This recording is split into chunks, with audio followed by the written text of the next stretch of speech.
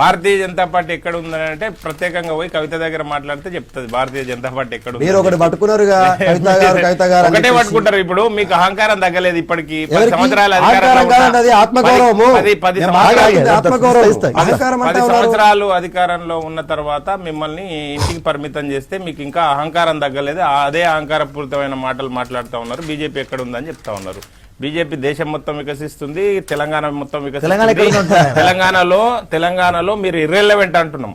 మిమ్మల్ని ఇంటికి పంపినరు, మిమ్మల్ని మళ్ళీ కలలో కూడా అధికారం అనేది ఆమడ దూరంలోనే ఉంటది తెలంగాణలో బీఆర్ఎస్ పార్టీకి. కానీ బీఆర్ఎస్ పార్టీ ఇంకా ఇర్రెలవెంట్ పార్టీ తెలంగాణ ప్రజలకు. ఎందుకు అంటే ఒక సెంటిమెంట్ భావోద్వేగ పరిస్థితుల లోపల తెలంగాణ రాష్ట్రంలో అధికారం చేపట్టింది, రెండోసారి అదే విధంగా మళ్ళా అధికారం చేపట్టింది.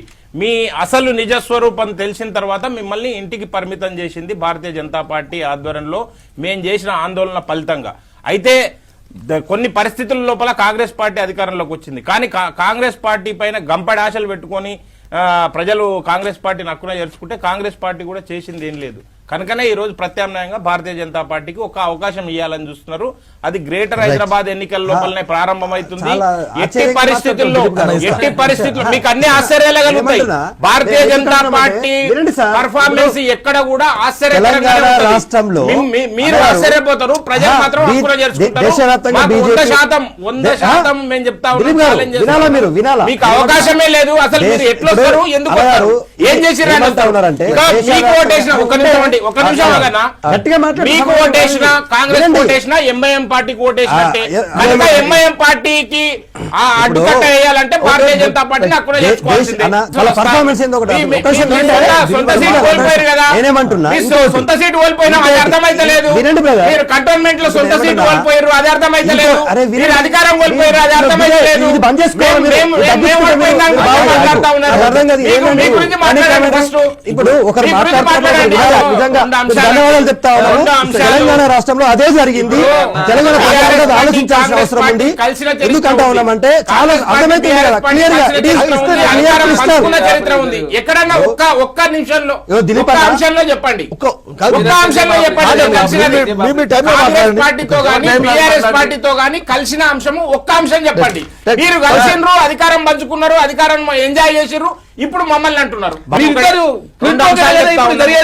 తెలంగాణకి ఏం నిధులు ఇచ్చినాము, ఏం నిధులు ఇవ్వలేదు అనేది మీరు తెలుసుకోవాలనుకుంటే మొన్న జరిగిన ఆదిలాబాదు సమావేశంలో సభలో రేవంత్ రెడ్డి గారు మాట్లాడిన స్పీచ్ ను వినండి, తర్వాత మాట్లాడదాం. రెండో అంశము, మీరు ఎల్ఎన్టీ గురించి ఎల్ఎన్టీ గురించి ఏం లేకుండానే ఎట్లా మాట్లాడతామండి? ఇప్పుడు మొదటి దశ పనులు చేసిన ఎల్ఎన్టీ సంస్థకి వాళ్ళ టేక్ ఓవర్ పూర్తి కాక ముందుకే రెండో దశ అనుమతులు ఎట్లా ఇస్తారు, ఎందుకు ఇస్తారు?